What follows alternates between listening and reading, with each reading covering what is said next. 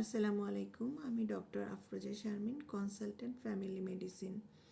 আজকে আমি একটি খুব কমন প্রবলেম, যেটা সাধারণত রোগীরা এসে করে, যে রাতে যখন তারা ঘুমাতে যায় তখন তাদের পায়ে খুব বেশি ব্যথা অনুভব করে এবং তারা পাটা না নাড়ানো পর্যন্ত অথবা উঠে না হাঁটাহাঁটি করা পর্যন্ত পায়ের ব্যথাটা তাদের কমে না।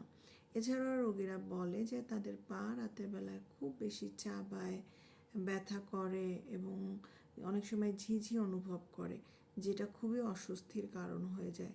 এ কারণে কিন্তু রোগীরা পরবর্তী দিনে তাদের কাজে মন দিতে পারে না, তাদের যে রাতে যে ঘুম হচ্ছে না, স্লিপ ডিস্টারবেন্স হচ্ছে, সেই কারণে পরবর্তী দিনটাও তাদের খারাপ যায়।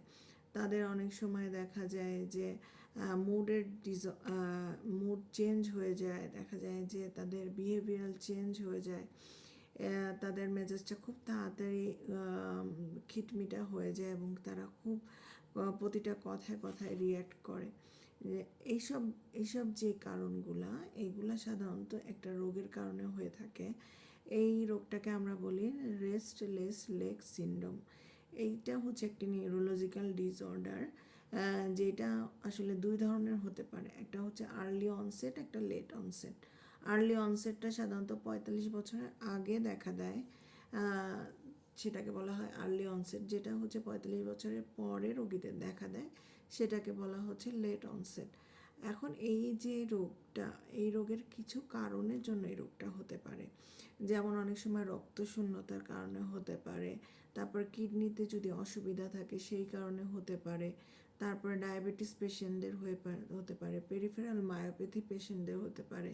একটা ডিজিজ আছে যেটাকে বলা হয় পার্কিনসনিজম, সেই সব রোগীদেরও হতে পারে। এছাড়া যদি ডায়েটরি ডেফিসিয়েন্সি থাকে সেক্ষেত্রেও হতে পারে। এছাড়া কিছু মেডিকেশনের জন্য এই রোগটা হতে পারে।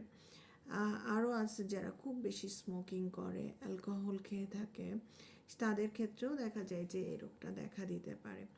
তো সেই ক্ষেত্রে আসলে কি করা উচিত? সেই ক্ষেত্রে অবশ্যই আপনার একজন রেজিস্টার্ড ডক্টরের শরণাপন্ন হতে হবে এবং সে অনেক সময় দেখা যায় যে আমরা সামান্য কিছু পরীক্ষা নিরীক্ষা, যেমন ব্লাডের ইউরিক অ্যাসিড লেভেলটা দেখি, তার হরমোনের লেভেলটা ঠিক আছে কি না সেইটা একটু চেক করি, তার ডায়াবেটিস, ব্লাড সুগার এইটা অসুবিধা আছে কিনা সেটা আমরা দেখি।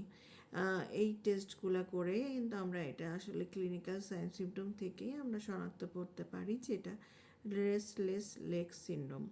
তো সেই ক্ষেত্রে আসলে আমরা ট্রিটমেন্ট হিসাবে অনেক সময় রোগীকে আমরা টিসিএ গ্রুপের ওষুধ দিতে পারি, অথবা গাবাপেন্টিন এই টাইপের ওষুধ দিতে পারি। কিন্তু অবশ্যই আপনারা এরকম রোগে যদি ভুগে থাকেন এবং দীর্ঘদিন যদি এই রোগে আপনারা এই রোগে আক্রান্ত হয়ে থাকেন, সেক্ষেত্রে আপনাদের অবশ্যই একজন রেজিস্টার্ড ডক্টরের কাছে যেয়ে এই রোগের চিকিৎসা নেওয়া উচিত। কারণ আপনি যদি দীর্ঘদিন আপনার স্লিপ ডিস্টারবেন্স থাকে, তাহলে আপনার হার্টে প্রবলেম হতে পারে, আপনার হাইপার টেনশন ডেভেলপ করতে পারে, আর আমি যে আগেই বললাম যে মুড ডিসঅর্ডার হতে পারে, বিহেভিয়ারাল চেঞ্জ চলে আসতে পারে, এই অসুবিধাগুলো হতে পারে।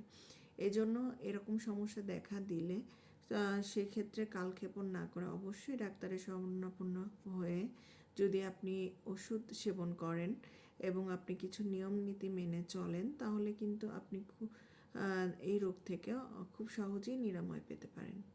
ধন্যবাদ।